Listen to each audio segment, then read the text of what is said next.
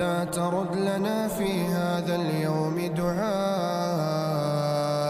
ولا تخيب لنا رجاء، ولا تسكن جسدنا داء، ولا تشمت بنا الأعداء.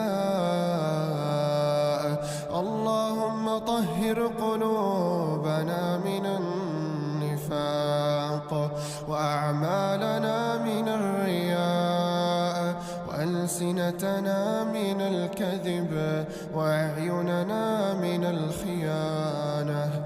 اللهم اجعلنا من العتقاء في دار البقاء، وارزقنا الطهر والنقاء، وأبعد عنا الحزن والبلاء، وخذ بأيدينا فنحن في دار